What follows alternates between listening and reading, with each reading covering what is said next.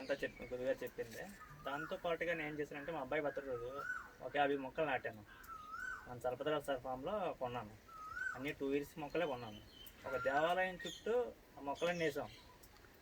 మీరు కూడా మీ పిల్లల బర్త్డేస్ అయినప్పుడు అలాంటి మీ దేవాలయం లేదా స్కూల్లో వేయండి. కొంచెం ఒక పెద్ద అయ్యాక ఒక అభిషేక వారు చూపించండి. వాళ్ళకు కూడా ఆ చెట్టులో బతకమని చెప్పండి. చెట్టుకి కనీసం మీరు ఏ కులం అడగదు, మనం అందరం ఒక మతం కాదు, ఒక కులం కాదు, కానీ గాలి స్వచ్ఛవంతంగా బతకమని చెప్పండి ఊళ్ళకి. దానివల్ల మీరంటే ఖర్చు ఎక్స్ట్రా ఏం అవ్వదు. మీరు టపాసులు కాలుస్తారు, ఒక 10,000 రూపాయలు అవుతుంది, అది తీసేయండి. ఏదంటే ఫొటోస్కి ఒక ఫాగ్ పెడతారు కింద, ఇప్పుడు కొత్తగా వచ్చాయి ఫైర్ ఫాగ్ అవి అని చెప్పి, దానికి 20,000 అవుతుంది, అది కూడా కట్ చేసేయండి. లేదనుకుంటే ఇప్పుడు రసాయనాలతో కూల్ డ్రింక్స్ అవి కలిపిస్తారు, ఎంట్రన్స్ ఇప్పుడు చేస్తారు కదా, అవి కూడా తీసేయండి. మీకు 50,000 మిగులుతాయి. మీరు మొక్కలు వేస్తే నాకు ఒక 20,000 రూపాయలు అయ్యింది, ఇంకా మీకు 30,000 రూపాయలు మిగులుతాయి. ఈ పర్యావరణాన్ని కాపాడుతున్నారు, మీ పిల్లల భవిష్యత్తుకి అదే. మీరు ఒక 100 కోట్లు ఆస్తివ్వండి, 2 నిమిషాలు గాలి లేకపోతే మంచి అయిపోతుంది. తగలానికి గ్లాస్ నీళ్ళు లేకపోతే కూడా అయిపోతుంది, ఆహారం లేకపోయినా కూడా అయిపోతుంది.